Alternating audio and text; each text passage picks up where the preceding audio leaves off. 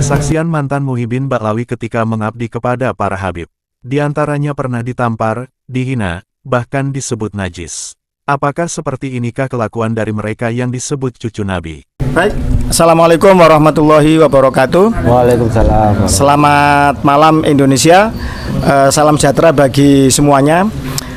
Pada kesempatan kali ini di bumi Pleret yang permai, bumi Pleret Raya Ngayog Soekarto Hadiningrat, kami kehadiran seorang mantan Muhyiddin Ba'alawi, Muhyiddin atau pecintanya Habib-Habib yang bernama Mas Yoyo dari Sukoharjo.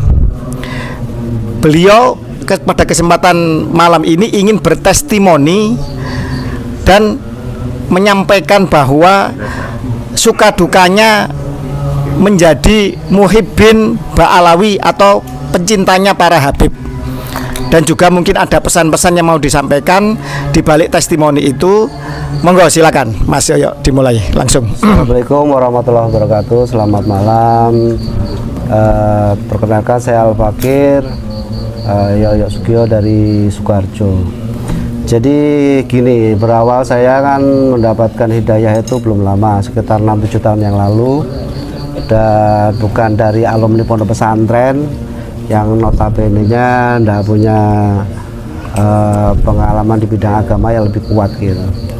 Jadi ketika saya mendapatkan hidayah, saya dipertemukan dengan salah satu habaib yang mungkin sudah kondang lah tingkat nasional walaupun di tingkat internasional. Kebetulan saya di situ dijadikan asisten beliau dalam bermajelis taklim. Jadi saya udah ikut dakwah kemana-mana selama 3-4 tahun yang lalu. Dan ketika ada pandemi, majelis itu diliburkan atau berhenti dulu. Di saat berhenti itu saya ya ngikuti lagi. Ada salah satu habaib yang merekrut saya untuk ikut dakwah keliling, ya, daurah gitu ya, dari Pati, Probolinggo sampai ke Madura gitu. Ya, pada saat itu karena saya seorang yang masih ilmunya kurang, jadi pengertian saya seorang habaib itu kan katanya duriyah Kanjeng Nabi. Jadi saya juga harus khidmat menghormati beliau. Saya sudah rela berkorban untuk dakwah beliau, yaitu secara finansial, waktu, tenaga, dan ya untuk kemajuan dakwah ini. Nah terus sebentar, statusnya ini apa jenengan? Statusnya ini digaji atau menjadi asisten atau istilahnya atau menjadi semacam khadam atau istilahnya apa ya?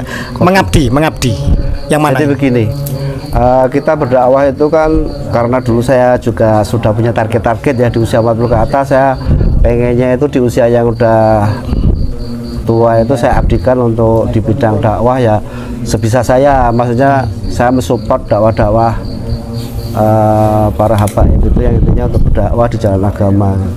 Jadi di situ saya sebagai asisten atau kodim ya,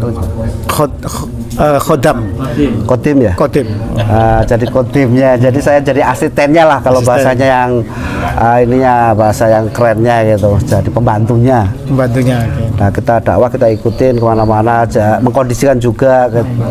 Jadi kalau untuk presiden mungkin ring satunya jadi. Dan tidak digaji ya? Alhamdulillah tidak digaji ya. Benar-benar murni juga ingin berjuang, meluangkan waktu, tenaga, bahkan mungkin biaya juga untuk dakwanya seorang Habib itu. Nah ya itu berlalu sudah berlalu karena sudah pandemi. Saya sudah nggak resign untuk urusan seperti itu. Kebetulan anak saya juga kena gagal ginjal waktu itu, jadi saya nggak bisa fokus lagi ke urusan dakwah. Saya lebih fokus urusan keluarga gitu. Nah di sisi lain ada lagi, nggak tahu kenapa saya selalu diperdekatkan dengan itu tadi, para habaib gitu. Ketika saya sudah mutusin untuk keluar di yang satu habaib satu, ketemu yang lain, ketemu lagi di Pinang lagi gitu.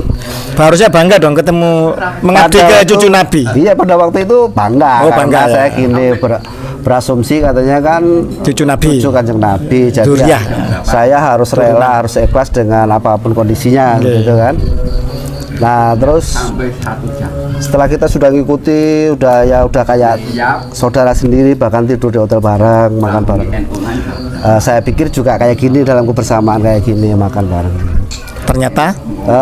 Ternyata gini, sebenarnya cuma hal sepele waktu itu, tapi menurut saya menjadi hal besar. Ketika makan bersama, ada 2 grup gitu, 3-3 gitu. Ya. Kebetulan saya halako 3 gini makan bersama. Tapi sebelumnya mungkin ada masalah dulu, jadi kayak saya buat pelampiasan. Waktu itu selesai makan, beliau sudah cuci tangan gini, saya juga masukin tangan saya di kopokan itu. Kopokan tempat untuk mencuci tangan ya, ya. Nah, setelah selesai makan. Nah, dia langsung marah, katanya, "Ini gara-gara antum ini jadi najis," katanya. Jadi mereka habis kopokan ke suatu tempat, terus panjenengan karena juga tangannya kotor habis makan, ingin mengkobok juga mencuci di tempat yang sama. Dibilang hanya karena itu kobokannya menjadi najis karena kena tangan panjenengan. Oke. Pertama itu najis kata. Terus yang kedua gini, yang menurut saya kurang kurang enak buat saya gitu gini. Katanya, "Anak itu kalau marah sama antum itu tak masukin di tong, tak semen sak leher, tak buang di laut, nanti tak liatin tiap hari udah mati atau belum." Kan menurut saya kan keterlaluan kalimat seperti itu. Sedangkan orang tua ini konteksnya apa? Konteksnya bercanda atau serius atau marah yang dibuat bercanda atau gimana? Mungkin gini ya, bisa jadi juga jengkel, terus kemudian bercandanya keterlaluan. Bercandanya kalimatnya terlalu dalam. Tapi menurut saya kan nggak sampai segitunya, karena kita sudah kebersamaan sudah lama, harusnya kan nggak usah sampai seperti itu gitu. Mungkin bisa jadi dengan kalimatnya lebih halus, misal. Akhirnya saya mencarikan solusi sama tuan rumahnya itu kan, "Tolong Pak, carikan air lagi buat kopokan." Tak kasih yang baru lagi akhirnya. Tapi dari yang pengalaman saya pertama itu, akhirnya saya mutusin gini, berusaha untuk menjaga jarak, jadi menjauh daripada nanti terjadi lagi hal yang sama gitu kan, tersinggung. Itu yang pengalaman pertama. Terus ada lagi pengalaman kedua begini. Waktu itu ini kejadian yang kedua, yang ini tadi. Yang kejadian pertama gini, saya dipertemukan salah satu Habib dari Jakarta. Waktu itu di pondok pesantren di Solo. Ketika saya juga kepengen menghargai beliau, tak belikan bubur kacang hijau. Pikir saya kan cuma satu mobil berapa orang, paling 8-10 orang. Misal bubur 10.000 kan kali 10 cuma 100.000. Ketika tak tawarin tak belikan, katanya ndak usah nanti merepotkan.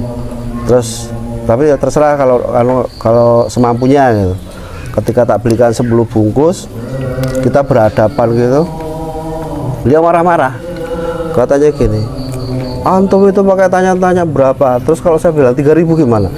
Saya kaget. Kok pertanyaannya seperti itu gitu dalam hati. Terus itu yang dituju santri-santrinya gitu, "Ini kalau 3.000 gimana?" Saya gini, "Loh Beb, ini pondok pesantrennya antum toh?" Padahal saya tahu persis itu pondok pesantren itu, saya kenal temannya sama gus-gusnya itu, saya kenal. Terus selesai dari itu yang menurut saya aneh gitu, saya baru pertama kali saya ditabok. Saya ditabok kanan kiri gini kan. Bercanda apa serius? Ya kalau menurut saya serius karena dengan muka marah ya. Maksudnya gini, tempelengi gitu. Berapa kali itu? Sini, kiri kanan gini. Oh, ceplas. Gini. Saya kaget, loh kok kayak gini ya saya gitu. Jadi kok gini, gitu. saya ulang ya, saya rekonstruksi. Panjenengan berusaha untuk baik dengan inisiatif untuk loman apa istilahnya, untuk dermawan, berbagi ya kan, mau membelikan bubur kacang hijau ya kan, itu jenengan beli 8. Ternyata sampai di sana bukan malah berterima kasih, malah marah karena jenengan bertanya berapa, terus sambil menunjuk 3.000 santri yang itu bukan santrinya dia, tapi santrinya Gus, seorang kiai gitu. Betul. Terus dalam posisi seperti itu panjenengan ditempeleng kanan kiri. Oke. Nah dari situ saya kagetnya gini, loh kok seperti ini ya? Katanya Duriya Kanjeng Nabi kok karakternya seperti ini gitu. Saya baru pertama kali gitu. Terus tujuannya itu apa gitu? Maksudnya nampol saya gitu. Ini Habib yang berbeda ya dari yang pertama tadi. Berbeda. Marganya berbeda juga. Berbeda. Oke. Jadi yang pertama tadi, yang kedua, yang ini pengalaman pertama yang ditabok itu. Tapi gini, karena saya masih merasa itu tadi, karena Duriya Kanjeng Nabi kan saya hargai. Diundang lagi saya di Jakarta. Oh gitu. Sering di WA gitu kan. hadir majelis ini. Kebetulan saya juga ada tujuan kepengen di Jakarta mencari pekerjaan gitu kan, sekalian menghadiri undangan beliau gitu. Nah itu ketika di situ setelah saya majelisan, saya izin pamit mau, kan ada saudara di daerah Tangerang kayak gitu. Terus bilang gini, tolong Pak carikan Muhibin yang mau menjaga majelis ini gitu, dari Solo katanya gitu. Terus saya menawarkan diri karena saya juga ada tujuan tadi kan. Pertama masih ada tadi Muhibin tadi pengen deket-deket sama Duriya Kanjeng Nabi. Terus di situ saya baru tahu karakter aslinya yang setelah nabok tadi. Ternyata emang karakternya keras. Gitu. Jadi waktu itu saya baru masuk ke malam pertama istilahnya, akadnya sudah jadi apa namanya ya, kodimnya lagi mungkin Kodim. ya. Itu kebetulan beliau Jadi itu, akadnya panjenengan itu membantu di majelis taklim situ. ya tapi digaji kalau yang itu. Tapi digaji. Profesional, maksudnya di depan akadnya digaji. gitu. Ternyata setelah masuk situ, Terus itu tadi baru mau malam semalam pada Isya seperti ini kejadian gitu. Jadi itu hal sepele juga sebenarnya. Gini, si Habib itu nggak tahu udah pernah punya istri cerai apa gimana, saya nggak tahu. Yang jelas nggak ada istrinya, punya anak 2. Punya keponakan. Nah karena akadnya itu udah bekerja, terus si ponakannya tadi kan baru masak sendiri, makan sendiri. Cewek-cewek keponakannya. Pengertian saya itu gini. Jadi ya, jenengan Habib ini sama 2 ponakan cewek-cewek ini tinggal satu rumah. ya. Oke. Terus karena kemarin itu udah akad kerja ya, udah tak beresin semua, maksudnya yang kotor-kotor tak beresin. Ketika malamnya itu maksud saya ya udah situ mau kotor-kotor dulu nggak apa-apa, penting tanggung jawab saya kan. Saya pengennya nanti habis subuh atau sebelum subuh ya gitu. Tapi ternyata enggak, dia langsung spontanitas gitu, marah-marah kata, kamu itu ngerjain Saripah. Terus kalimatnya yang keluar yang kalimat buruk lah pokoknya, gitu. sarkas kayak gitu, menghina. Terus saya dalam hati gini, kok kayak gini amat ya, katanya keturunan Kanjeng Nabi, tapi kok padahal Kanjeng Nabi itu menghapus sistem perbudakan. Tapi ketika saya mau menghambakan diri, kenapa feedbacknya seperti itu gitu? Saya nggak dihargai, terus kayak buat pelampiasannya beliau gitu. Jadi saya merasa nggak terima gitu. Betul. Akhirnya saya langsung WA aja dari atas, saya duduk di lantai 2. WA saya ingin pokoknya keluar, intinya saya nggak cocok. Malam pertama itu? Iya. Malam pertama. Ya. Oke. Terus paginya saya keluar, diizinin keluar. Mohon maaf, tadi panjenengan memakai diksi redaksionalnya perbudakan. Apa yang panjenengan punya persepsi jenengan sebagai budak? Apa kata-katanya? Enggak seperti ini, kalau menurut saya kan orang yang menghambakan diri seperti zaman Rasulullah kan namanya budak ya, walaupun nggak digaji ya, intinya mengabdi gitu. Tapi ketika saya juga mengabdi situ kan tujuan saya bukan finansialnya, saya kalah barokahnya juga. Gitu. Karena kalau finansialnya sebenarnya rendah sekali. Karena soal finansial saya itu punya keahlian di bidang las, saya bukan nggak mau jadi bantu gitu ya.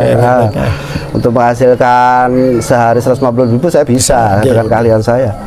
Saya Solo, daerah Jakarta sekitarnya itu sudah biasa. Ketika saya menghambakan diri kok kayak gini feedbacknya. Jadi dari tiga peristiwa seperti itu, akhirnya saya juga mengkoreksi diri gitu. Daripada saya dekat, akhirnya bermasalah. Akhirnya lebih baik saya yang jaga jarak gitu. Jaga jarak maksudnya nggak usah sampai terjun ke seperti itu lagi gitu. Artinya sudah kapok jadi muhibin. Ya intinya traumatik gitu ya, daripada nanti terjadi hal-hal lagi ya gitu. Terus akhirnya ya walaupun di pertemuan lagi salah satu Habib lagi, karena sudah seperti itu udah nggak nyaman, akhirnya mundur lagi. Berarti dari sikap, gestur, kata-kata, muka apapun sudah nggak mengenakkan. Ya betul. Jadi kayak itu tadi kayak sistem perbudakan, ketika sudah akadnya dijadikan pegawai atau karyawan, suka-suka dia gitu mas. Oh gitu. Nah, itu tadi kan dengan marah kata-kata yang nggak ini kan nggak sebanding gitu. Oke. Dengan misal gaji cuma segitu, kita harus rela di kata-katain yang macam-macam gitu. Melakukan segala hal yang bukan tupoksinya, yang bukan pekerjaannya disuruh-suruh gitu. Jadi Jadi tadi saya ambil kesimpulan kalau menurut saya pribadi saya introspeksi gitu ya, kok seperti ini gitu sikap para yang menurut mereka kan para duriya Kanjeng Nabi gitu ya. Harusnya kan memberikan contoh, memberikan teladan kepada kami yang masih istilahnya masih awam seperti ini kan. Sebenarnya gini, ini juga bagian dari kesalahan persepsi sendiri. Pertama, panjenengan yakin mereka duriya Kanjeng Nabi, ya kan? Kalau Kanjeng Nabi memperlakukan pengikutnya sebutannya apa? Kekasih apa itu yang dicintai. Nabi Muhammad dengan pengikutnya disebut apa? Pengikutnya Nabi Muhammad? Sahabat. Ya kan, sahabat Abu Bakar, sahabat Umar dan lain-lain. Sahabat itu definisinya apa? Ya, orang yang bertemu dan berpisah karena Allah, kan begitu kan, dalam bahasa konteksnya kan seperti itu.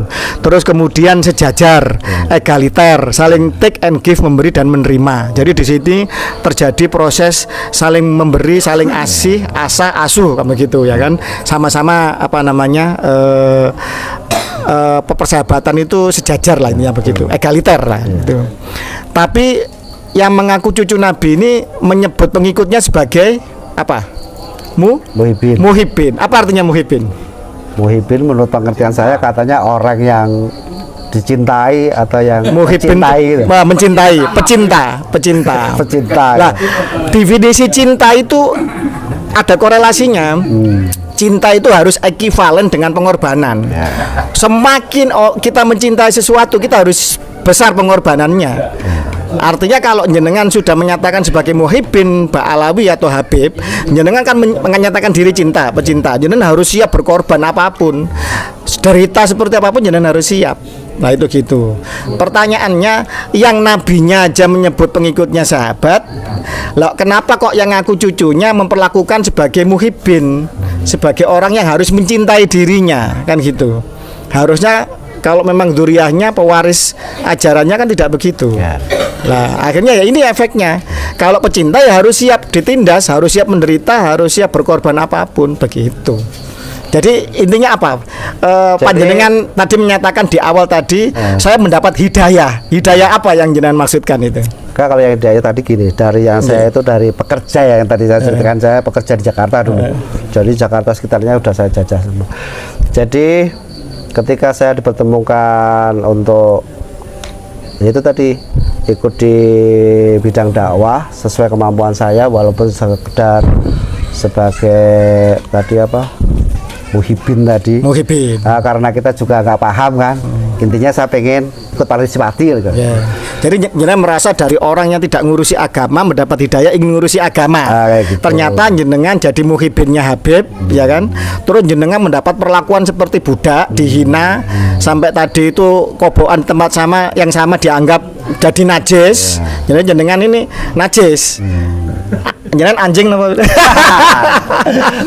Nah, justru itu yang membuat saya jadi tanda tanya seperti apa itu. Seperti zaman Belanda itu banyak kantor tulisannya inlander dan anjing dilarang masuk. Jadi saya berasumsi gini, ketika Rasulullah itu kan jadi toladan ya, jadi contoh gitu. Ketika di situ ada seorang yang buta disuapin, walaupun dihina tetap dilayanin. Tapi kok sekarang di zaman modern ini ada orang yang mengaku dirinya habaib, yang keturunan Kanjeng Nabi, tapi tidak mencerminkan dari apa yang mereka siarkan selama ini. Nah, ternyata sekarang setelah jenengan sadar bahwa dan tahu, jenengan sekarang sudah mendengar yakin nggak kalau habaib ini atau Habib keturunan Yaman ini bukan cucu Nabi, yakin nggak? Ya sekarang karena apalagi dengan adanya fenomena tes DNA ya. Nah saya semakin jadi pertanyaan saya yang dari dulu itu akhirnya kayak terjawab gitu. Oh mungkin ini tepat gitu. Bahwa mereka itu bukan duriya Kanjeng Nabi mungkin karena dengan sikap-sikap mereka gitu yang perlakuannya lebih keras, lebih gitu. Oke. Arogan kalau menurut saya. Jadi menurut panjenengan lebih baik Habib ini membuktikan dirinya kalau benar cucu Nabi. Ya kalau menurut saya itu harus konsekuensi gitu. Ketika mereka mengaku dirinya seorang Habib ya konsekuensinya mungkin dengan era modern tes DNA ya ikutin aja biar Biar umat itu semakin yakin gitu. Sama enggak DNA-nya dengan keluarga Nabi yang ada di Timur Tengah, iya, gitu kan. Jadi jangan mengikrarkan diri sendiri saya Habib, tapi sementara dia nggak mau pembuktian bahwa mereka itu Habib gitu.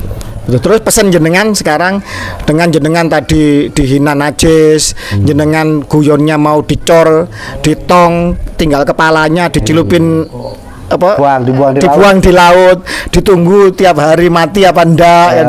Terus kemudian jenengan diperlakukan seperti budak, terus ditempelengi, dikasih sesuatu tapi bukan malah berterima kasih, tapi jenengan malah dihina-hina dan seterusnya, dipermalukan. Apa pesan jenengan kepada mereka-mereka yang masih terkooptasi dan yakin bahwa Habib ini cucu Nabi dan menjadi muhibin mereka? Apa pesan jenengan? Jadi pesan saya para muhibin yang mungkin juga ada yang benar-benar muhibin karena dia paham dari dunia perpondokan ya, menghargai cucu kanjeng Nabi itu emang salah satu wajib gitu. Tapi buat yang belum paham atau awam seperti saya itu ya lebih baik mendalami dulu karakter si Habaib tadi, benar-benar dia seorang alim ulama besar benar, dan dia merealisasikan apa yang dapat dari ilmunya itu direalisasikan ke masyarakat gitu. Ya mungkin lebih tepatnya kalau orang Jawa anda pasor kayak gitu, rendah hati ya. Berarti harusnya genetika atau keturunan, kalau keturunan orang besar dia akan jadi orang yang mulia keturunannya, mencerminkan mentauladani datuknya. Ya, betul. Kalau ternyata ngaku orang besar perbuatannya tidak sama, berarti patut dipertanyakan. Yang kedua juga harus diuji secara benar, apakah benar dia keturunan Nabi atau tidak. Betul. Kan gitu, termasuk Setuju. dengan tes DNA. Ya, setuju. Nah, berani nggak Pak Alawi ini tes DNA? Ini ada mantan muhibin loh yang menuntut kalian untuk tes DNA. Dan kalau berani, monggo tes DNA dibiayai. Gimana? Berani nggak? Enak loh, gratis kan gitu. Ya, setuju. Setuju. Oke. Nah, jadi pesannya para muhibin agar meneliti betul apakah mereka keturunan Nabi atau tidak, harus berani mempertanyakan. Jangan sampai nanti husnudzon ternyata salah. Kalau husnudzon pada sesuatu yang salah, sama juga akibatnya akan suudon kepada yang benar. Bisa jadi kan demikian.